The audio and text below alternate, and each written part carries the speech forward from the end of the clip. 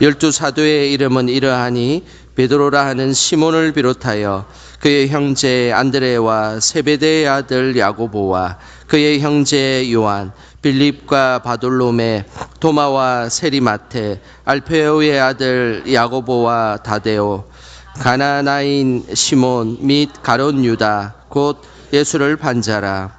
예수께서 이 12를 보내시며 명하여 이르시되 이방인의 길로도 가지 말고 사마리아인의 고을에도 들어가지 말고 오히려 이스라엘의 집에 잃어버린 양에게로 가라.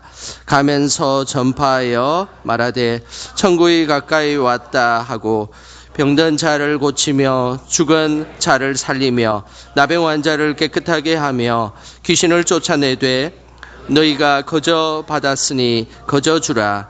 너희 전대에 금이나 은이나 동을 가지지 말고 여행을 위하여 배낭이나 두벌 옷이나 신이나 지팡이를 가지지 말라. 이는 일꾼이 자기의 먹을 것 받는 것이 마땅함이라. 어떤 성이나 마을에 들어가든지 그 중에 합당한 자를 찾아내어 너희가 떠나가기까지 거기서 머물라. 또 그 집에 들어가면서 평안하기를 빌라. 그 집이 이에 합당하면 너희 빈 평안이 거기 임할 것이요 만일 합당하지 아니하면 그 평안이 너희에게 돌아올 것이니라. 누구든지 너희를 영접하지도 아니하고 너희 말을 듣지도 아니하거든 그 집이나 성에 나가 너희 발에 먼지를 떨어버리라. 내가 진실로 너희에게 이르노니 심판날에 소돔과 고모라 땅이 그 성보다 견디기 쉬우리라. 아멘. 이 시간 우리 기한 목사님이 오셨습니다. 우리 조성원 목사님께서 오셨는데 좀 전에 말씀을 나눠보니까 우리 목사님께서는 시인이시기도 하고 또 많은 책들을 쓰셨다고 그렇게 이야기를 하셨습니다. 오늘도 기대하는 마음으로 귀한 말씀을 경청해 주시기를 부탁드리겠습니다. 어부처럼 목자처럼이라는 주제로 귀한 말씀 우리 전해 주실 텐데 박수로 환영하도록 하겠습니다.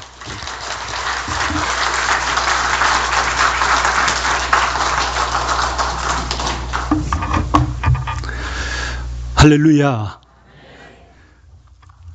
하나님의 은혜와 평강이 우리 영광교회와 재직들 그리고 온 성도들 가운데 함께 하시기를 주님의 이름으로 축원합니다.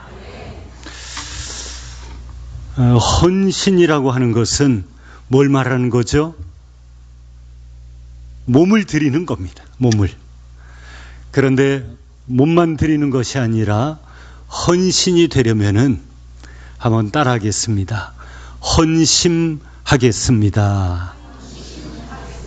뭐 하겠다고요? 헌심. 마음이 들여져야 진정한 헌신이 되는 것입니다. 또 몸과 마음만 와 있는 게 아니라 몸이 따라오고 마음이 따라오면은 헌금도 따라오게 돼 있습니다. 사랑하는 애인을 만나면은 연애할 때에 그냥 나도 모르게 지갑이 열리지 않습니까? 주님을 사랑하면은 헌금이 아깝지 않은 것이죠. 여러분, 남이 아니라 스스로가 내 믿음의 상태가 어떠한가 한번 검사를 해보려면은 내가 지금 하고 있는 헌금 생활은 어떠한가 리트머스 시험지처럼 검사해 볼 필요가 있습니다. 그래서 헌신은 헌심이 되어야 가능하고 또 헌심은 헌금을 통해서 다시 한번 구체적으로 드러나고 스스로 확인이 되는 것입니다. 내 보물이 있는 그곳에 내 마음도 있느니라. 누가 하신 말씀이죠? 예수님이 하신 말씀입니다. 마태복음 6장 21절의 말씀입니다. 한번 따라 하시겠습니다. 마음이 있으면 길이 보이고 마음이 없으면 핑계가 보인다. 핑계가 보일 때가 많잖아요. 사실은 알고 보면은 어려워서가 아니라 마음이 없는 거예요. 마음이 있으면은요 어떤 일을 당하더라도 그걸 해치고 해내는 것입니다. 우리 영광교회 재직들은 이미 다 충분히 헌신하고 계신 줄 믿습니다. 더하기 헌심, 헌금도 하심으로 온전한 헌신자가 되어서 오늘 말씀에 약속하신 모든 축복의 주인공들이 되시기를 바랍니다. 퀴즈를 하나 내겠습니다. 세상에서 제일 좋은 교회가 어느 교회일까요? 아니, 어떻게 아셔요? 그럼 이번에는 누가 손을 들고 한번 답을 해보세요. 세상에서 제일 좋은 교회 재직은 어느 교회일까요? 손을 안 들었어요. 어느 교회라고요? 손을 안 들었다니까요. 어느 교회요? 예, 저 뒤에 맨 끝에, 예, 맨 끝에서 둘째 줄인가요? 예, 여자 성도님 오른쪽 이 줄에 제일 끝에. 예, 앞으로 나오시죠. 예, 예, 맞습니다. 예, 맨 뒤에. 예, 네네. 제가 다른 책은 목사님을 하나 칼럼집을 드렸고, 이건 시집인데요. 이 안에 기가 막힌 북글 캘리그라피가 있습니다.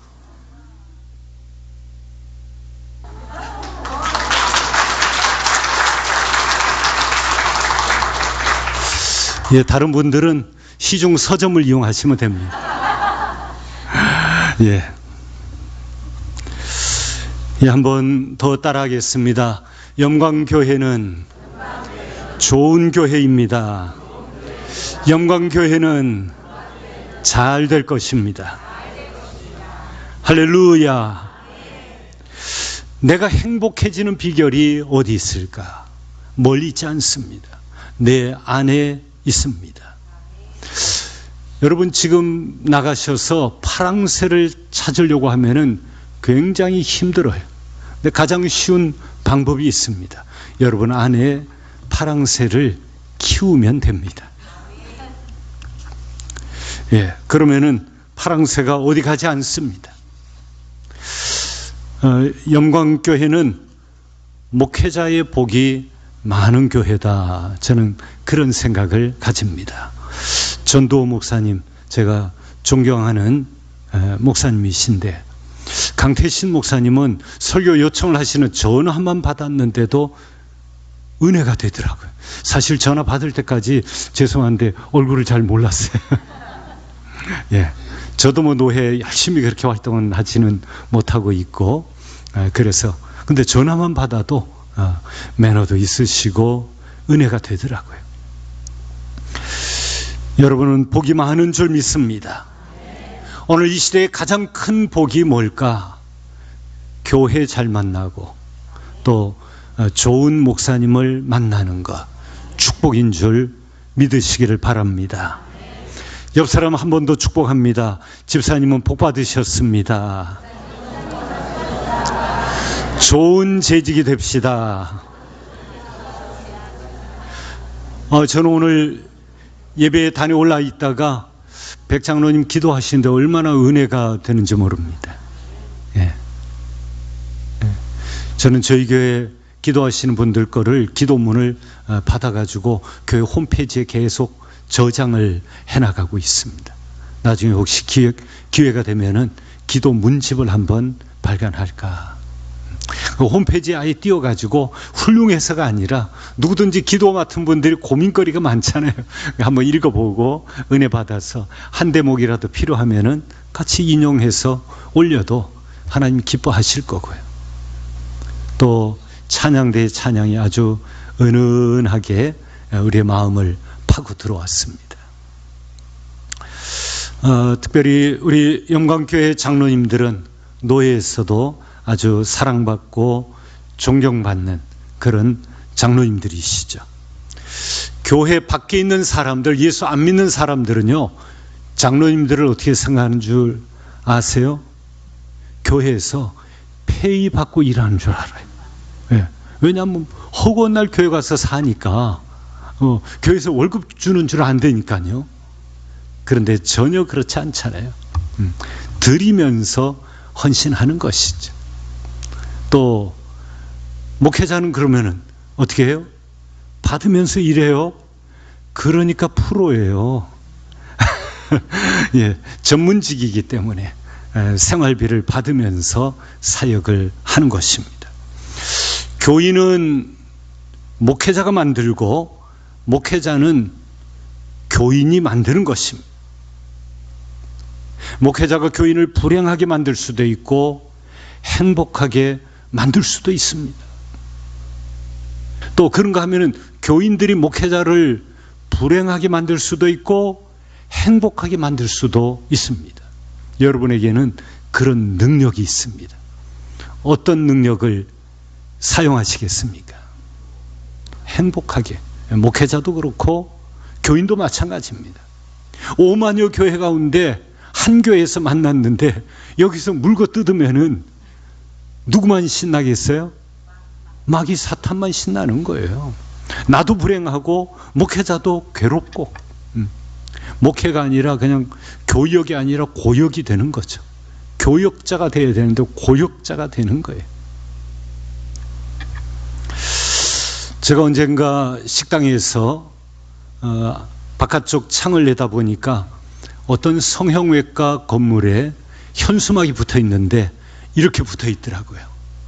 어머니 날 낳으시고 선생님 날 만드셨네. 굉장히 의미 있는 얘기죠. 예. 신은 인간을 만드셨지만은 성형외과 의사는 미스 코리아를 만들었다 하는 거죠. 요즘 여중생들도 사실은 성형에 굉장히 관심이 많습니다.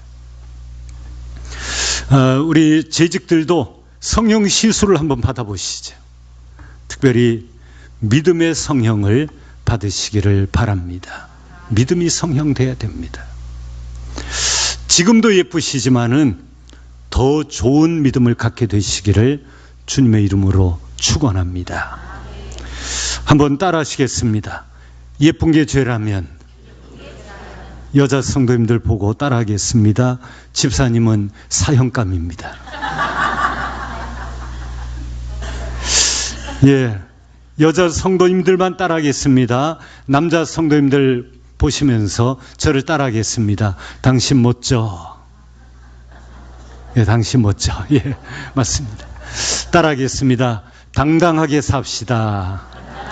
신나게 삽시다. 멋지게 삽시다. 져주면서 삽시다.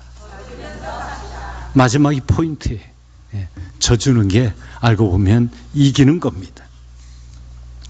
여러분, 성경에는 어부 이야기, 목자 이야기가 많이 나옵니다. 실제로 이스라엘에 가보시면은 제가 오늘 오기 전에 2부 예배 끝나고 3부 예배 들어가기 전에 영광교회 홈페이지를 한번 들어가 봤어요. 처음으로.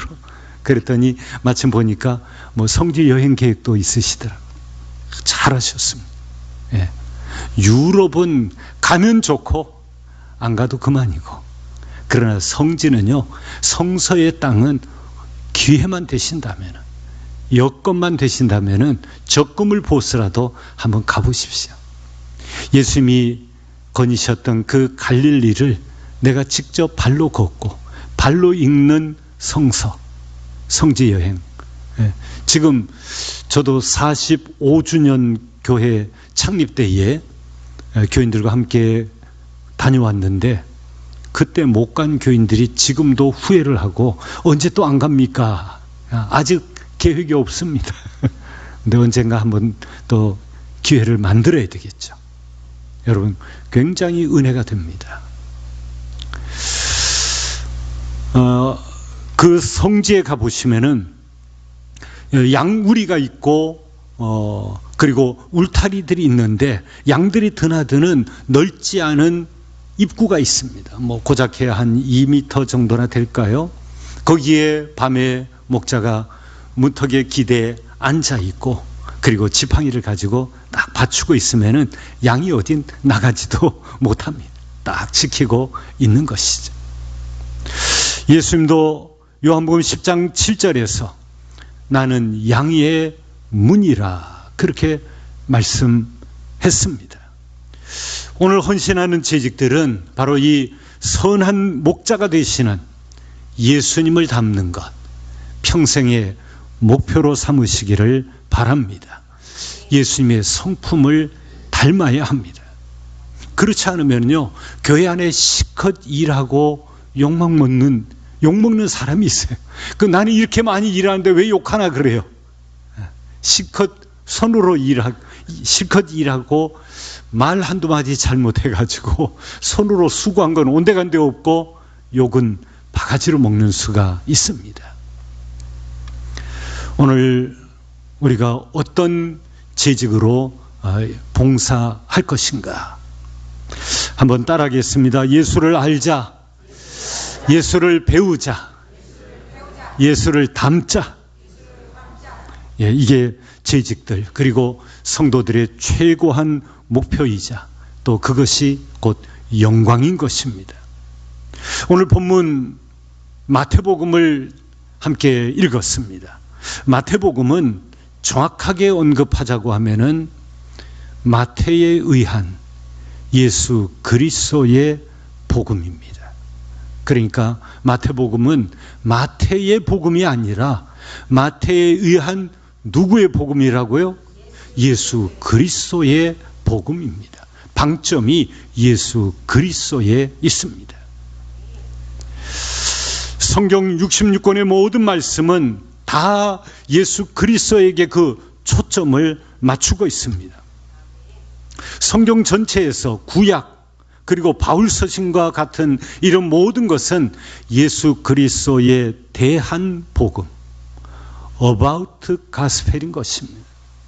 그러나 신약에서 우리에게 주신 특별히 이 복음서와 같은 말씀은 예수 그리스도의 복음, 예수 그리스도의 복음, of gospel인 것입니다. 여러분, 성경 가운데서 복음서에 어떤 성경은 붉은 활자로 되어 있는 그런 성구가 있죠. 어떤 게 붉은 활자로 되어 있어요? 예수님이 친히 하신 오리지널 워드, 예수님이 직접 하신 말씀만 붉은 글씨로 되어 있는 그런 말씀들이 있어요. 성경 66권이 다 하나님의 말씀이지만은 그 가운데서도 복음서는 더 특별히 비중이 있는 거예요. 예수님의 제자 바울의 말씀과 예수님이 하신 말씀이 어떻게 같을 수 있겠어요? 다 하나님의 말씀이지만 그 가운데 예수님이 하신 말씀, 특별히 복음서, 그 가운데서도 붉은 활자로 되어 있는 예수님이 친히 하신 어록, 이것은 더더군다나 우리가 곱씹고 되새김질해야 할 하나님의 말씀입니다. 그래서 알고 보면 복음서는 구약보다는 훨씬 늦게 적혀진 것이 분명하고, 그 외에 신약에서도 구약의 예언서를 비롯해서 신약에서 모든 바울 서신들이 복음서 후에 배치가 되어 있지만은 사실은 바울 서신이 다 적힌 이후에 복음서가 집필이 된 것입니다. 그 가운데서도 요한복음은 공간복음, 마태, 마가, 누가복음이 다 적힌 이후에 요한이 예수님의 사랑받는 제자가 예수님의 곁에서 겪었던 것 중에 공간복음서에 빠져 있는 말씀들, 그것들을 영적 해석의 의미를 덧붙여서 기록해 놓은 것입니다. 그래서 처음 예수를 믿는 사람에게는 요한복음을 읽히는 것이 굉장히 유익한 것입니다. 그리고 모든 말씀 이후에 마지막에 기록된 것이 복음서이다, 예수님의 말씀이다. 그래서 성경의 진수이자 복음의 결론이라고 하는 것입니다. 오늘 우리 함께 읽은 마태와 전한 예수 그리스도의 복음 10장은 예수님의 12제자의 이름이 나와 있습니다.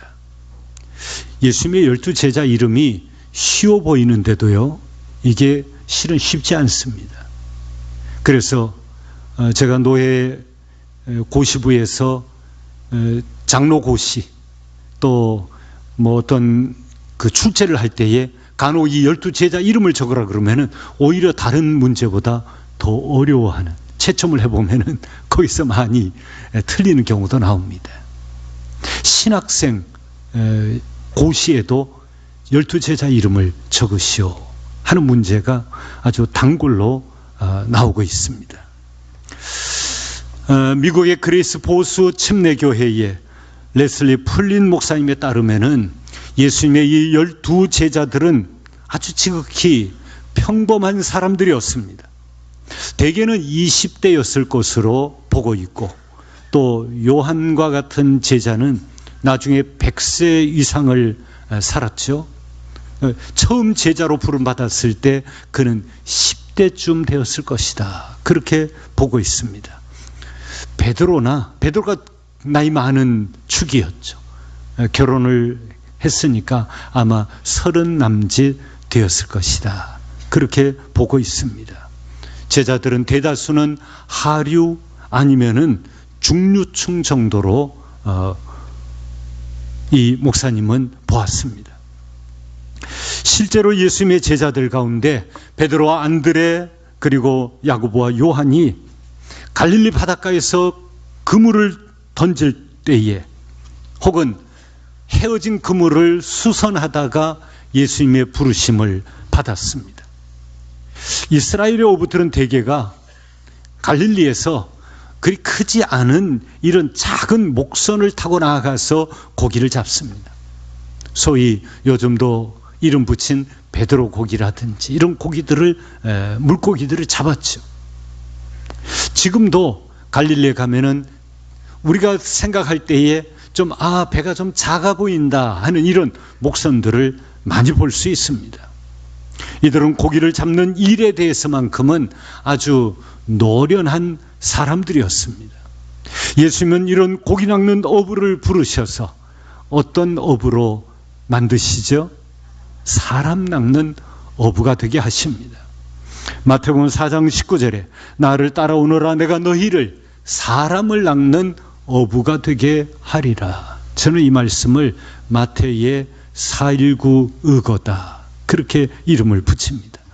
베드로와 안드레에게는 일종의 영적 혁명이 일어난 그런 말씀인 것이죠.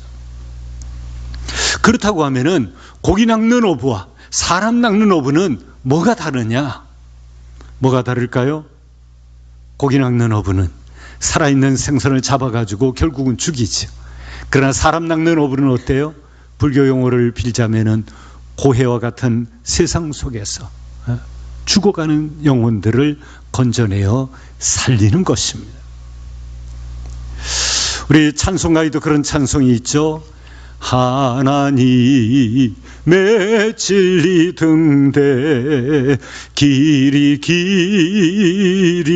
빛나니, 다 같이요.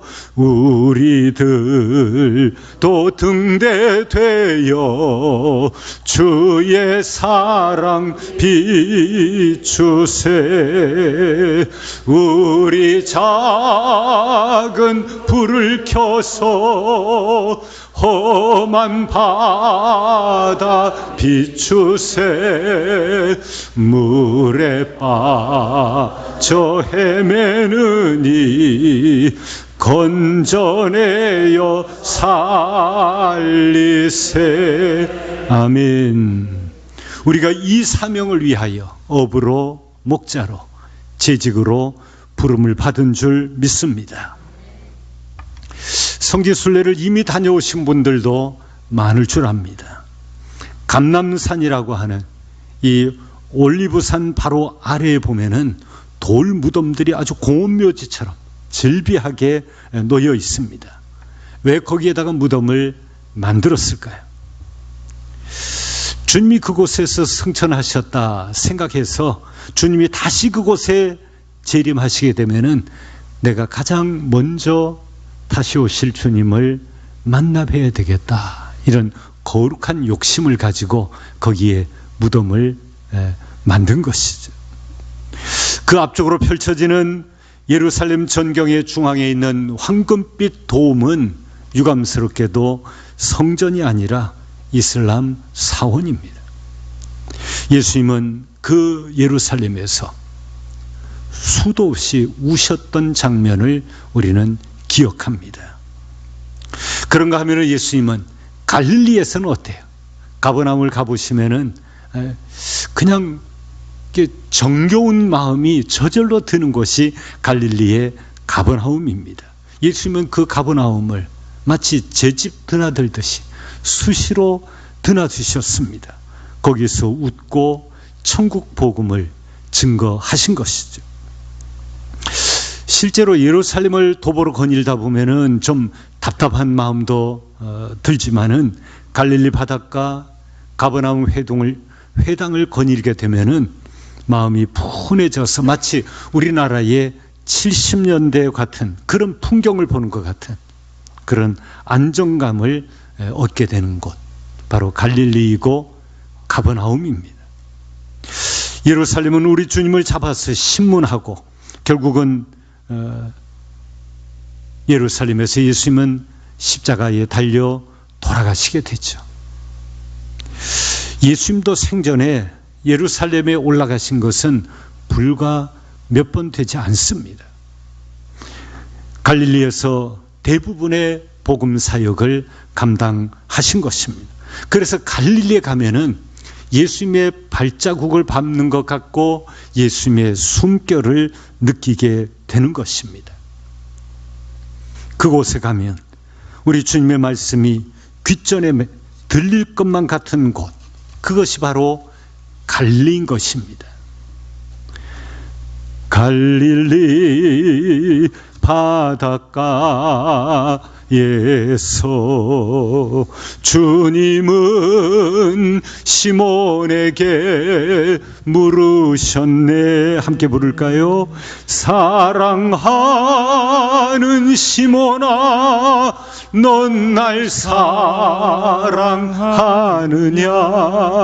오 주님, 당신만이 아십니다. 사마리아 우물가에서 사마리아 우물가에서 주님은 여인에게 물으셨네.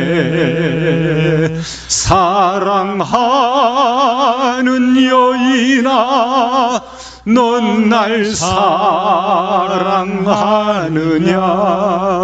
오 주님, 당신만이 아십니다. 아멘. 저는 저 찬양을 부를 때에 사마리아 여인처럼, 오 주님, 당신만이 아십니다. 정말 내가 그 얘기를 할 수 있을까? 주님 앞에 감히 그 얘기 할 수 있는 내 마음의 상태, 영적 상태일까? 베드로에게 내가 나를 사랑하느냐? 주님이 아십니다. 나도 그 말 할 수 있을까? 내 안에 주님을 사랑하는 마음이 있어야 그 얘기를, 정말 뜨겁게 사랑하는 게 있어야 주님 보십시오, 내가 주님을 사랑합니다 할 수 있을 텐데, 과연 나도 베드로처럼 사마리아 여인처럼 내가 주님을 사랑하는 것 주님이 아십니다. 아시잖아요. 그 말 할 수 있을까? 할 수 있게 되기를 바랍니다. 성경에는 굉장히 많이 나오는 단어가 있죠. 사랑이라고 하는 단어입니다. 그런데 성경을 우리의 문화, 우리의 개념, 자기 생각을 가지고 성경에다가 집어넣어 가지고 해석하면은 성경의 맛을 제대로 볼 수가 없습니다. 우리가 가지고 있는 사랑의 개념은 어떤 것일까요? 사랑은 참으로 버리는 것, 더 가지지 않는 것, 사랑을 베푸는 것, 뭐 좋은 사랑의 정의이고 개념이죠. 그러나 성경을 기록한, 성경의 배경이 되는 유대인들이 주님이 사랑을 말씀하실 때에, 구약에서 하나님이 사랑을 말씀하실 때에 그들이 가지고 있었던 사랑의 개념은 어떤 것이었느냐 하는 것을 알아야 성경을 제대로 읽고 제대로 맛을 느끼는 것입니다. 유대인들이 생각하는 사랑은 이런 것입니다. 따라 하시겠습니다. 달라붙는다. 달라붙는다는 거예요. 유대인들은 사랑을 말하면 달라붙는다는 개념을 가지고 있는 것입니다.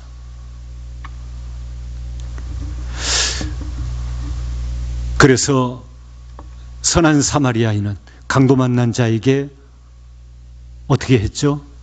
달라붙었죠. 제사장 레위인은 달라붙지 않고 제사할 길 찾아서 빨리 주랭랑을 놓았지만은 사마리아인은 달라붙은 것입니다. 그것이 사랑인 것입니다. 여러분이 주님을 사랑하십니까? 주님께 바짝 달라붙으시기를 바랍니다. 교우들을 사랑하십니까? 교우들에게 바짝 달라붙어야 합니다. 내 구역 식구가, 내 남녀 선교의 형제와 자매가 어떤 어려움이 있는지 가까이 다가가서 그의 말에 귀를 기울이고 경청하고 그의 손을 잡아주고 달라붙어야 합니다.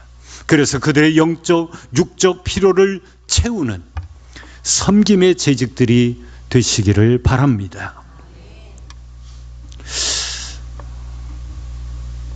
이스라엘을 가더라도 정해진 코스를 주로 돌기 때문에 저 위에 있는 가이사라 빌립보 거기까지는 잘 못 올라갑니다.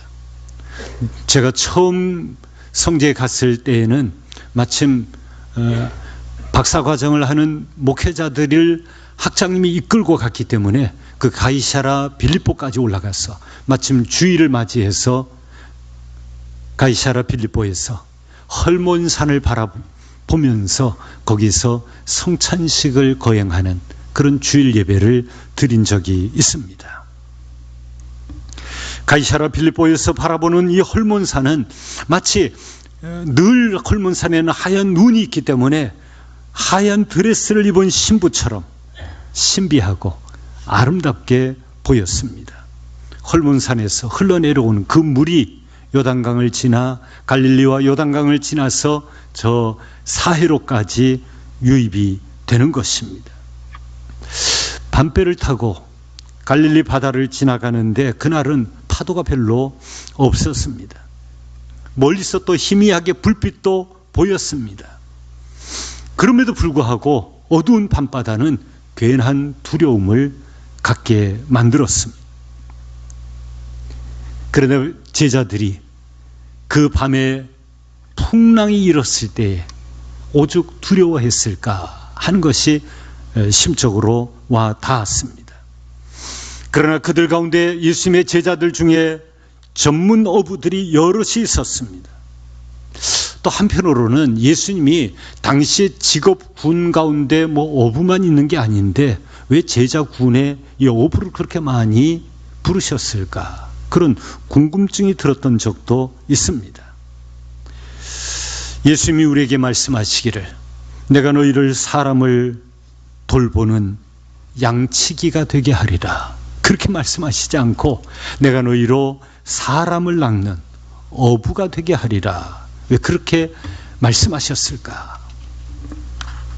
양치기와 어부를 비교해 보자면은 양치기는 주로 이 광야에서 살아갑니다. 그러니까 사람들하고 뚝 떨어져서 살아가는 것이죠.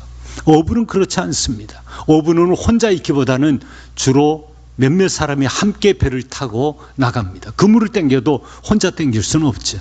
여럿이 함께 당기게 돼 있습니다. 공동생활을 영위하는 것이죠. 양치기는 물론 새끼를 보지만은 그러나 더 많은 양을 데려오는 데는 크게 관심이 부족합니다. 그러나 어부는 다릅니다. 만선이 되어가지고 배가 들어와도 또 풀어놓고 정리한 다음에는 그물을 수선하고는 또 고기를 잡으러 나갑니다. 어떻게 했든지 간에 더 많은 고기를 잡으려고 애를 쓰는 것이 어부인 것입니다. 교회가 그래야 합니다. 교회에 일꾼된 재직들이 그래야 합니다. 지금은 교회가 어려운 시대야. 전도가 어려운 시대야. 사람들이 교회를 나오지 않는 시대야. 심리적 패배를 극복해야 됩니다. 지금도요. 나가면 있고 안 나가면 없습니다. 나가서 100명을 만나보십시오. 하나님이 누군가 한두 명은 붙여주십니다. 문제는 100명을 안 만나는 것이죠. 그러면서 요즘은 전도해도 소용없어. 그러면서 전도 안 하는 데 대한 알리바이를 딱 만들어 놓는 것이죠. 여러분, 이것은 사탄의 아주 교묘한 전략입니다. 여러분, 양치기들은 사람들과 어울리기보다는 독자적인 행동을 하는 경향이 있고, 교제나 사귐이 좀 부족하지만은 그러나 어부는 그렇지 않습니다. 사람과 몸을 부대끼고 땀을 흘리고 협력하는 것입니다. 바다에 혼자 나가는 어부는 거의 없습니다. 주님은 우리가 개인적으로 하나님의 일을 잘한 것보다 더 좋아하는 것은 함께 협력해서 할 때 더 기뻐하시더라 하는 것입니다. 개성도 중요하지만 연합은 더 아름다운 것입니다. 에베소서 4장 3절에 성령의 하나 되게 하신 것을 힘써 지키라 했습니다. 염강교회가 성령 안에서 더 뜨겁게 하나가 될 수 있기를 바랍니다. 양치기는 주로 양들을 가둬놓고 관리하는 경향이 있습니다. 그리고 대개의 경우는 무신론자들이 많습니다. 그러나 어부는 어떻습니까? 넓은 바다에 아무것도 의지할 데가 없는, 거기에 위험을 무릅쓰고 고기를 잡으러 나가기 때문에 어부들은 대개가 뭘 믿든지 간에 신앙을 가지고 있는 유신론자들입니다. 물론 미신적 신앙을 가진 사람들이 많이 있죠. 바닷가에서 고기잡이로 살아가는 사람들 중에는 식탁에 오른 생선을 발라 먹은 다음에 뒤집어 먹으면은요, 도시에서 시집을 온 며느리가 뒤집어 먹으면 뒤지게 혼나요. 왜요? 지금 배 타러 나간 신랑 배 뒤집힌다. 그냥 가시를 발라서 들어서 내리고 먹어야지 그냥 뒤집어 가지고 도시에서 먹듯이 뒤집으면은 이게 다 미신적인 거죠. 그럼 어쨌든 바닷가에서 고기 드실 때는 삼가 조심할 필요가 있습니다. 아무튼 오늘 우리는 어부로 목자로 재직으로 부름을 받았습니다.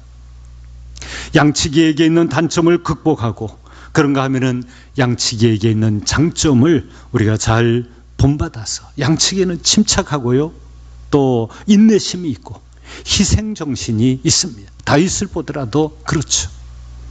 뿐만 아니라 양들 하나하나에게 대한 개인적인 관심, 돌봄이 있는 것이 양치기 목자의 특징입니다. 오늘 우리 재직들에게 요구되어지는 중요한 포인트이기도 합니다. 오늘 우리가 사람을 낚는 어부의 심정을 가지고 영혼을 구원하는 일에 우리의 열정을 불태울 필요가 있습니다. 목자와 같은 심정을 가지고 둥지에 있는 양들을 돌보되 양들을 위하여 목숨을 바치겠다고 하는 그런 헌신적 각오가 우리 재직들에게 요구되는 것입니다. 이것이 없으면은 싹군이 될 수 있습니다. 주님은 우리에게 사람을 낚는 어부가 되라, 그렇게 말씀하셨는데 우리는 어부가 아니라 등대지기가 될 때가 많아요. 그냥 아무하고도 협력하지 않고 나 혼자 산다. 여러분, 우리는 협력하지 못하는 외골수가 되어서는 안 되는 것입니다. 주님은 우리에게 자기의 양들의 이름을 각각 불러 인도하여 내고 그렇게 말씀하셨는데, 우리는 내게 붙여주신 양무리들을 위하여 각각 불러 인도하여 내는 게 아니라 구역 식구, 교회학교 학생들도 그냥 도매금으로 우리 반에 있는 아이들 다 이러고 그냥 기도하죠. 어떻게 기도해야 돼요? 각각 이름을 불러가며, 구역 식구들의 이름을 불러가며, 재직 부서의 부원들의 이름을 불러가며 소매금으로 기도해야 하는 것입니다. 중요한 것은 우리는 모두가 다 피 흘려 사신 주님의 교회에 일꾼으로 부름을 받았다 하는 것입니다. 예수님의 하나님 나라 사역의 초창기에는 어부와 같은 전도자들이 필요했다 하면은 이후에 예수 앞에 나온 사람들은 잘 돌보고 양육하는 목자가 반드시 필요한 것입니다. 특별히 재직은 사람 낚는 어부와 같은 전도인의 사명과 함께 그들을 잘 가르치고 인도해 주어야 할 양육자요 목자의 사명을 맡은 천국 일꾼이 되었다 하는 것을 잊지 말아야 합니다. 교회로 교회되게 하는 섬김의 기능을 감당하는 재직으로 우리는 세움을 입은 것입니다. 재직은 결코 감투가 아닙니다. 식당에서 서빙하는 이 섬기는 사람, 이게 바로 식당에서 부지런히 다니면서 서빙을 하는 가운데 먼지가 일어나는, 그게 바로 집사의 본래적 원어 의미인 것입니다. 부지런히 다니면서 섬기는 것입니다. 바라기는 싹군 재직이 아니라 선한 재직이 되시기를 바랍니다. 요한복음 10장에 싹군은 이리가 오는 것을 보면 양들을 버리고 달아난다고 했습니다. 이기적이고 자기중심적인 지도자라고 하는 것이죠. 요즘은 흔한데요, 아주 오래전에 본 것 가운데 어떤 할머니가 뭘 얻고 가는 거예요. 그래서 손주를 얻고 가는가 보다 했는데 가까이 가다 보니까 강아지를 얻고 가시더라고요. 요즘은 유모차 반 계모차 반이잖아요. 아기가 있는가 보다 싶어보면 강아지가 있죠. 한 반반 되는 것 같습니다. 애도 잘 기르고 개도 잘 길러야 되겠죠.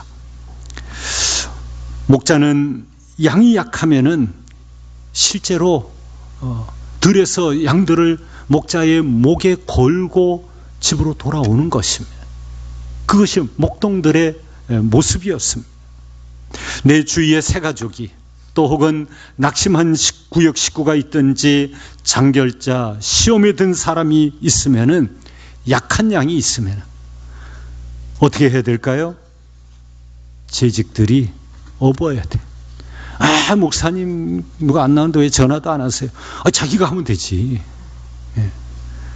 한 명이 몇백 명 돌보는 게 쉽겠어요? 내 구역 식구 10명 돌보는 게 쉽겠어요?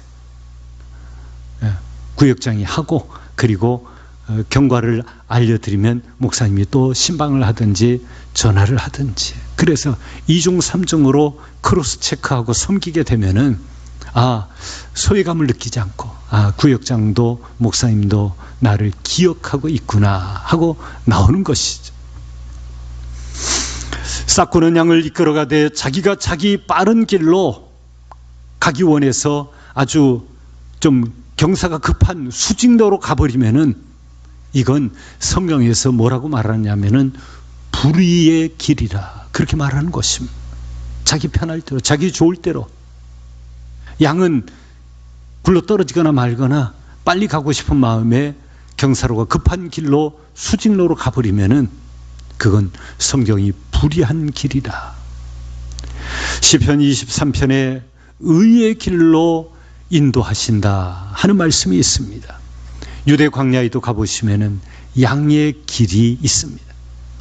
경사 급하지 않은 편안한 길, 그게 양의 길이고 의의 길인 것입니다. 조금만 돌아가면은 얼마든지 완만하고 안전하게 양들이 다니기 좋은 길이 있다는 것입니다. 제 큰아들 이름이 조은길입니다. 굿로드, 좋은 길. 둘째가 궁금하지 않습니까? 조한길, 원웨이, 지저스. 여러분, 양들에게는 좋은 길로 이끌어야, 그래야 낭떠러지 절벽으로 떨어지지 않는 것입니다. 양이 왜 저 낭떠러지로 떨어졌어? 목자에게서 이탈해 가다 보니까 저렇게 됐구나. 그럴 수도 있지만은 목자가 잘못 인도해서 의의 길로 인도하지 않고 불의의 길로 인도해서 따라가다가 양이 실족하여서 낭떠러지로 떨어질 수도 있습니다.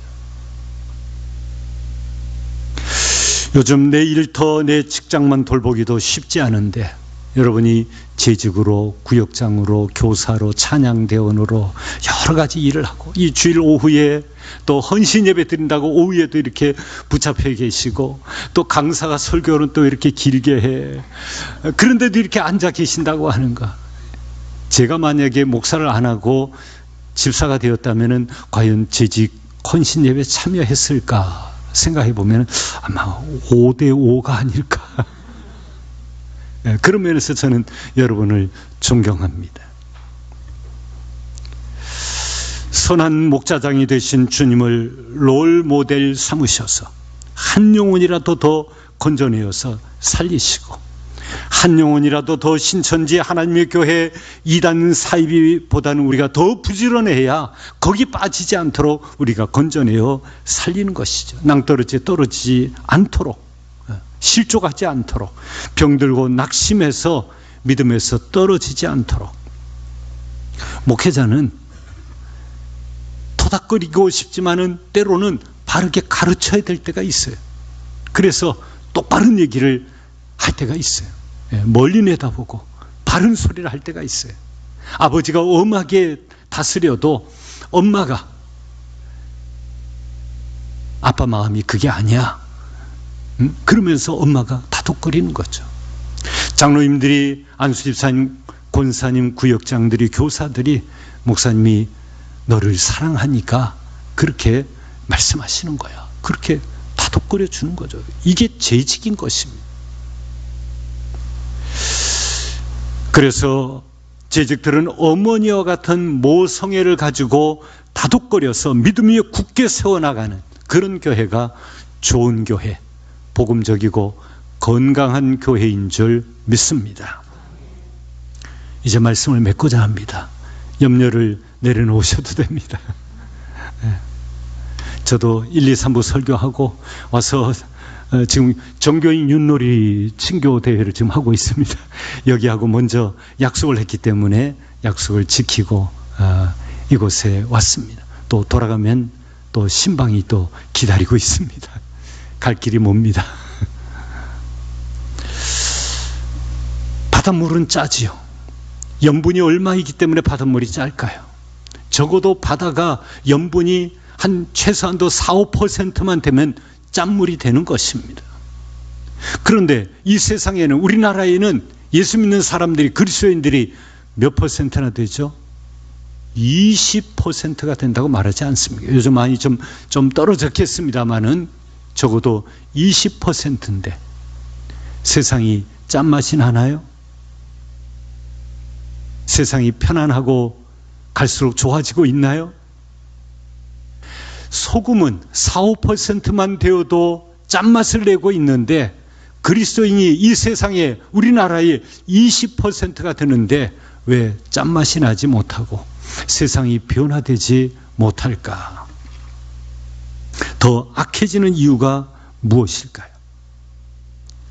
그리스도인들이 주님의 말씀대로 세상의 소금, 세상의 빛이 되지 못하기 때문에 아직도 짠맛이 이 세상에 나지 않는 것이죠. 주일은 교인, 엿새는 세인으로 살다 보니까 교회 밖에만 나가버리면 교인인지 아닌지 찾아보기가 어려운 것이죠. 자기를 부인했던 예수님을 본받아서 작은 예수로 살아가는 그런 재직들이 될 수 있기를 바랍니다.